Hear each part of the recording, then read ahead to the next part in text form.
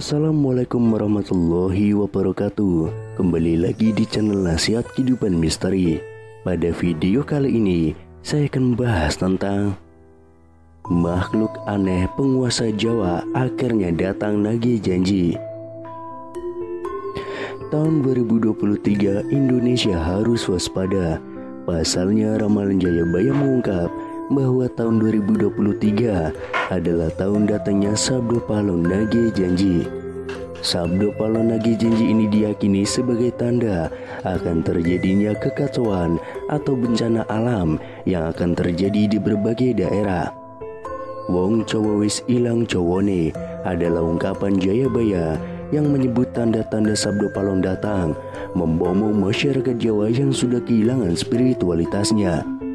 Berdasarkan ramalan Jayabaya mengungkapkan bahwa masyarakat Jawa menunggu datangnya masa Sabdo Palon nagih janji. Kemudian kekacauan merajalela di mana-mana. Tercatat dalam ramalan Jayabaya dalam serat Sabdo Palon Pupuk 4 bersumpah akan muncul kembali sebagai pamomong tanah Jawa setelah 500 tahun runtuhnya kerajaan Majapahit. Apabila dihitung 500 tahun dari kerajaan Majapahit runtuh pada tahun 1478, maka ramalan datangnya masa Sabdo Palon nagih janji jatuh pada tahun 2020 hingga tahun 2023. Pertanda meletusnya Gunung Merapi yang dijelaskan dalam Pupuh 5 dalam serat Sabdo Palon yang berbunyi, Kulon damel pratondo Pratondo tembayang memihardi Merapi yang jeblok mililahar, lindu peng pitu setino, kaline banjir bandang. Yang artinya, saya akan membuat pertanda sebagai janji teguh saya apabila Merapi sudah meletus, mengeluarkan lahar, dan terjadi gempa bumi 7 kali dalam sehari, serta banjir bandang akan datang. Dalam serat Sabdo Palon Pupuh 13 disebutkan akan ada ombak munggah daratan yang artinya merujuk pada sebuah bencana tsunami. Berdasarkan Pupuh 11 dalam serat Sabdo Palon disebutkan panggeblu engkang pinangkung lelorong ngombro-ngombro enjang sugeng sonten praloyo, yang artinya akan datang wabah mengerikan merajalela di mana-mana. Paginya orang-orang masih hidup, sorenya banyak yang mati. Selain itu akan ada juga kejadian sosial di mana perpolitikan akan memanas di tanah Jawa sehingga Indonesia menjadi carut-marut.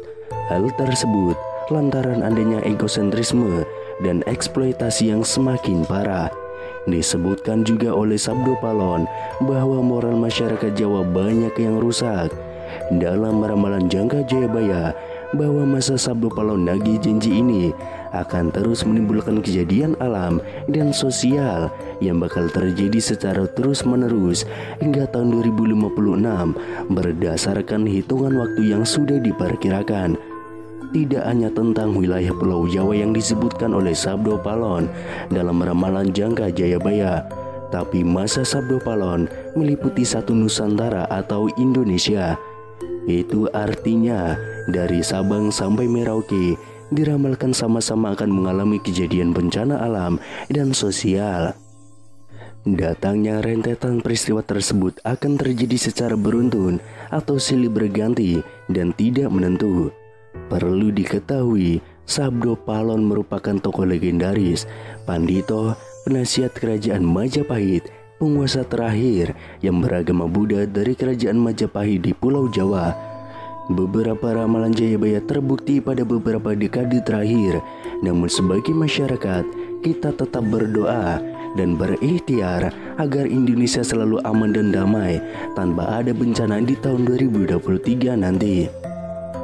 Sabdo Palon nagih janji ini berawal saat Pulau Jawa dikenal angker pada zaman dahulu, hingga Syekh Subakir yang diutus untuk menyebarkan agama Islam harus menghadapi tantangan hingga membuat perjanjian Sabdo Palon dengan roh halus penguasa wilayah yakni Ki Semar Badranaya.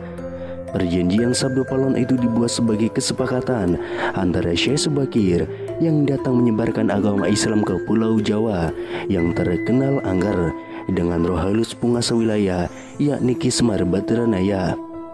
Diceritakan pada masa dahulu Pulau Jawa terkenal angker yang dikuasai oleh roh halus Ki Semar Badranaya.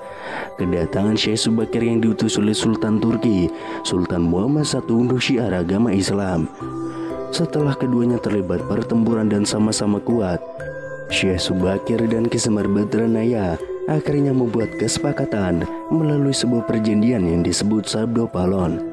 Namun kedatangan Syekh Subakir dalam melakukan syiar Islam di Pulau Jawa saat itu harus mendapat rintangan hingga harus membuat perjanjian dengan Ki Semar Badranaya sebagai roh halus sebagai danyang atau penguasa wilayah tanah Jawa.